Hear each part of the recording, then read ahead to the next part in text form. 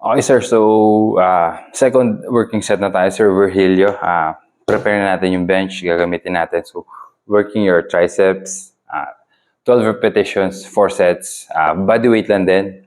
Rest natin is 30 seconds to 60. So, pakita natin. Upo tayo sa edge po. Tapos, ayan, edge tayo. Tapos, measure. Diretso yung paa. Okay. Hawak tayo sa bench. Sa dulo. Grip natin forward. Okay. Overhand grip. Hawakan ng maigi. Tapos, slide down. Slide forward. So, check pag slide natin. Magbe-bend na yung tuhod. Okay. Option. Nakababa yung paa. Pero, kung mas comfortable po na nakataas yung toes natin. Heels down. Better. So, check. Hindi magbababa yung balikat natin. Keep it up. Lift your chest up. Okay? Always remember, slide yung shoulders palayo sa tenga. Ganon. Isa slide natin pababa. Alright? Keep natin yung form na yan, ng shoulders natin. Retract natin yung upper back natin, scapula, para malift yung chest, para lock yung spine natin, keeping you safe. Then abs tight. Okay? So check. Slide forward. Okay, nasa dulo na tayo. Then elbows pointing sa likod. Inhale down. Exhale up. Now, go as slow as you can. And then up. Okay, check. Elbows, bend, bend, bend. Okay, pwede na dito. Or kung kaya pang mas mababa, better. Then up.